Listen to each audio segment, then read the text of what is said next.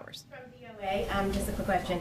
Confirmation on that U.S. has information that indicates Russia has pre-positioned a group of operatives to conduct a false flag operation in eastern Ukraine, as reported by CNN. Yeah, I do have some detail on this. Let me confirm for you.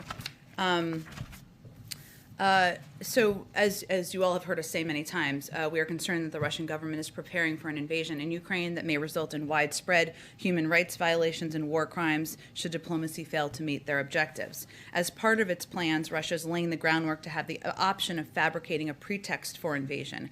And we've seen this before. We saw this before leading up to 2014, just to note, including through sabotage activities and information operations, by accusing Ukraine of preparing an imminent attack against Russian forces in eastern Ukraine, and the Russian military plans to begin these activities several weeks before a military invasion, which could begin between mid-January and mid-February. Again, we saw this playbook before, including the widespread effort to push out misinformation, not just in Eastern Europe, but around the global community. We have information that indicates Russia has already pre-positioned a group of operatives to conduct a false flag operation in Eastern Ukraine. The operatives are trained in urban warfare and in using explosives to carry out acts of sabotage against Russia's own proxy forces.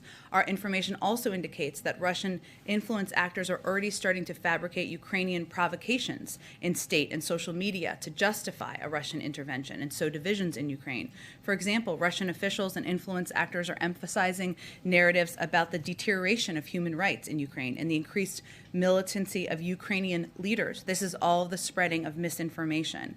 These media narratives also blame the West for escalating tension, highlight humanitarian issues in Ukraine that Russian intervention could solve, and promote Russian patriotism to encourage domestic support for military action. And finally, during December, Russian language content on social media covering all three of these narratives increased to an average of nearly 3,500 posts per day, a 200% increase from the daily average in November. So it's important to note what people are seeing out there and to call out this misinformation that is being spread to as a false flag operation, and there's a number of tactics that they're using in that regard. Let me go to the back. Go ahead. Thank you, John.